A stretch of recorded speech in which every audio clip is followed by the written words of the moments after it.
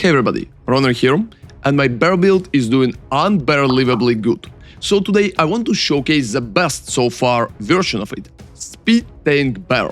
Everybody knows that in PoE 2 speed means a lot. You can farm faster, gameplay feels better, and it's just fun. As an initial concept, I intended to make bear really fast, while still being tanky, and here it is.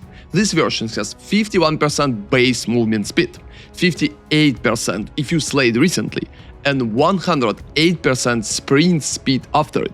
The best part, our rampage skill is using the sprint speed, and on top of that, you will also get 10% of movement speed from onslaught, which is very stable because we have it on weapon, ending up with 118% of sprint speed. But it's not the end. There's also a trick which I showcase later that can add 30% movement speed on top, so rampage speed with it will be 149 with onslaught, which is absolutely insane. All of that while being even tankier than before and still having the huge damage without losing practically anything. So you shouldn't have the trouble with any pinnacle bosses even at the maximum difficulty. Let's go forward and I will break down all the changes I made to make this possible. Also, feel free to subscribe to the channel for even better version if I will do one in the future, and thank you all the bear team. So now let's talk about my setup and where all that speed is coming from.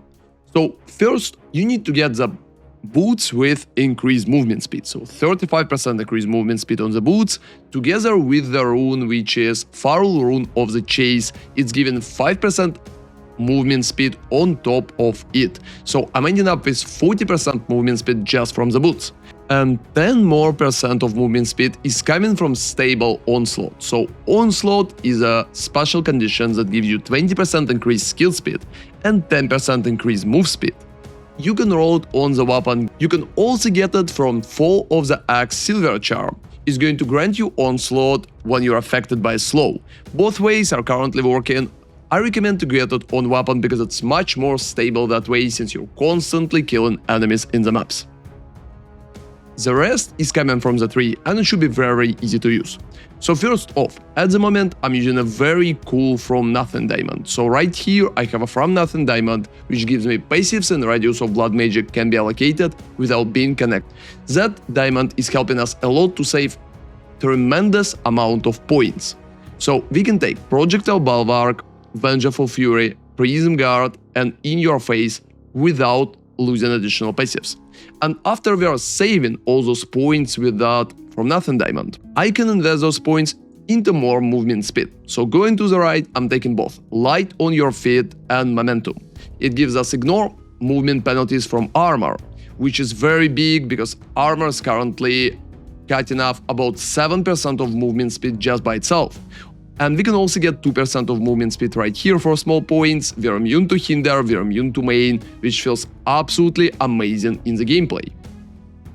And we can also go to the right and invest into Adrenaline Rush. It's going to give 4% increased movement speed if you killed recently, and 3% more movement speed if you killed recently. And on top of that, there's also a trick which gives 30% additional movement speed. So to use that trick, you currently need to change to the wolf form. Since I'm using Lunar Assault, it's pretty easy, I'm changing to the wolf form. And after that, you need to dash and immediately cast the rampage after dash. And look at my speed at the moment. It's going to make the gameplay very comfortable, but I'm currently not sure how easy it is to just use that form with wolf swap, and if people would like to use it, so I'm practically calculating my movement speed without it. So even if you're not going to use the tech because it could be a little inconsistent and too annoying to do in the maps, you're still going to end up with 120% of movement speed, which is a very big number, and you will feel fast almost everywhere in the actual gameplay. And the next question is how we are going to make the character tankier, and here is a pretty good answer as well. I'm using Defiance of Destiny as an amulet at the moment. It gives me a recover 33% of missing life before being hit by an enemy, which is absolutely insane. It's also giving mana regeneration, so it will be easier to regenerate rage, and increase maximum life 12%. I think that's a very important part of survivability, especially if you're going to traverse maps non-stop. Now let's talk about other tags that we are using in the current build. And first off, let's talk about the tree swap. Tree swap is pretty important to make sure that both buffs from like Lunar Assault and Walking Calamity is going to be very big and very long. So practically you're using the second weapon set to set your Lunar Assault, which should be set only to weapon set 2, and your Walking Calamity to the second weapon set as well. And you're taking all the duration nodes in the second weapon set, so here, here, and here. That's about 10 points. And for the first set, you're taking the rest of the bonuses, so it's practically damage from in your face, radial force, a little battle fervor, and bonuses like that. You can see it on the tree at the moment. If you're unsure how to set all of that up, you can check the video that I'm going to leave in the description, where I go over how to set up the double weapon set combo for better duration. Adding to survivability part, it's very important to also recover maximum life on kill on your jewels. If you can also afford it, you can get leech on your items. But if you don't have leech anywhere, getting recover maximum life on kill on the jewels is going to be your main part of the sustain together with a life flask. And the roll for the life flask also should have 30% of recovery applied instantly, because it's going to save you in many situations when you can just click the flask multiple times to initially recover big part of the health. And another important part of the build is mana. At the moment, it's absolutely mandatory to have mana leech on at least one of your items on weapon or on the ring. I currently have 6% of physical attack damage leeched as mana on my ring, and that's the only thing that protecting us against the whole mana shortage, because otherwise you will be short on mana in almost all situations, because all your skills cost tremendous amount of mana. Now let's talk about updated supports for the skills. So first off, we are getting Maul with just rapid attacks, rage, mana leech, life leech, and heft. Maul is here to help us leech in some particular situations and to help us stand up. So you're practically using the Maul standing up and using slam. Again, Maul and slam. So Maul making your slam significantly faster, and it's mostly utility skill, not really used for anything else. Next step, we're using Lunar Assault, so it's Lunar Assault, Baiter Vengeance, Freeze, Prolonged Duration, and Rapid Attacks. It's set to the second weapon set, as I already mentioned, and it's here just to proc the Baiter Vengeance. So when you're freezing an enemy with Lunar Assault, you're receiving buffs that going to be like 50 seconds long and going to give you 90% of additional damage. That bonus is absolutely huge, so keep using Lunar Assault for it. I think it's working absolutely great. For the Furious Slam, at the moment we're just using Fist of War, we're using Heft, Aftershock, Close Combat, and Heavy Swing.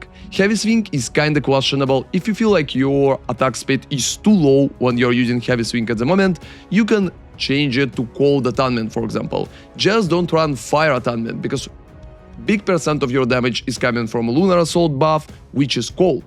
And the next step is Rampage. At the Rampage right now, I have Momentum, Efficiency, Burgeon, Aftershock, and Stomping Ground. Stomping Ground feels a little bugged with Rampage, and it feels like it's not really proccing at every step, but it's still working and providing damage, so it's a pretty decent option. Aftershock also could be replaced, because there's like a few options for it, but at the moment I enjoy it the most. Shockwave Totem is here only for bosses, so use it for Pinnacles or any other type of bosses. You will need Overabundance, Urgent Totems, Rapid Attacks, Arax Smelting, and Armor Break. It's helping a lot just to break the armor of the enemy and improve your damage overall. Ferocious Roar, I'm barely using it and clicking it only on bosses occasionally. It's Infernal Cry, Tireless, and Raging Cry. You can use it to regenerate Rage too if you feel like it. For the Walking Calamity, I'm currently using Elemental Armament, Prolonged Duration, Elemental Focus, Concentrated Area, and Execute. And that skill been a very big issue for a very long time, because at the moment there's a lot of bugs with Walking Calamity when skills that are set up to work not working properly. For example, Rapid Attacks, which should work theoretically for Walking Calamity, at the moment not working. The calculated amount of meteors that are falling, and it seems like Rapid Attacks is not really improving it whatsoever, which is pretty sad. The same issue happening with Hourglass. which should work theoretically because GG recommending it, but at the moment it looks broken. So after Hourglass or Rapid Attack will be fixed, I will replace Execute with either Rapid Attacks or Hourglass, but at the moment it stays here. Another idea that I also tested for Walking Calamity being Ambrosia, but since it's very hard to check if it's practically working, I believe that Execute is just safer option at the moment. As a Spirit Gems, I'm running Herald of Ash and Charge Regulation and nothing else.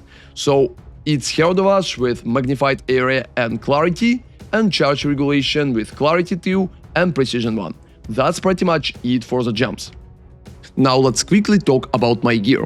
So first off, for weapon, I'm just running a basic weapon with as high physical damage as I can get, that's about 700, and the most important stance on the weapon for you is plus level of all attack skills and gain % of damages extra physical.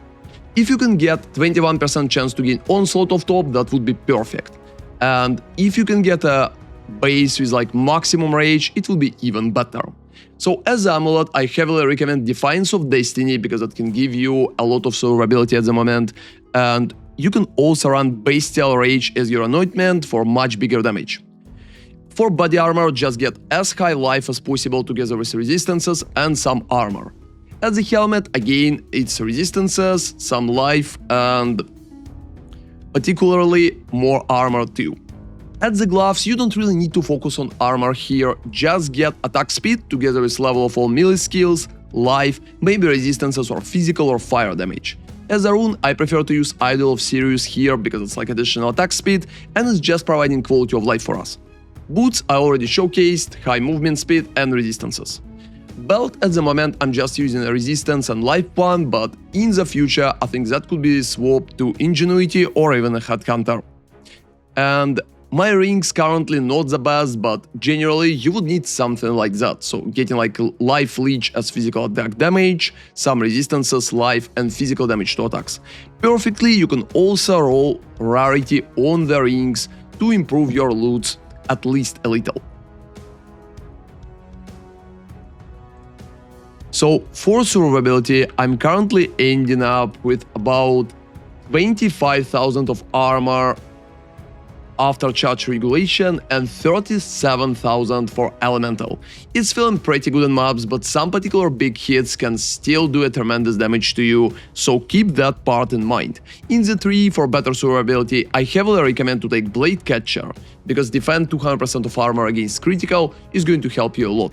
I'm also going here to the right to take Sturdy Metal and Relentless, and I already showcased the speed part.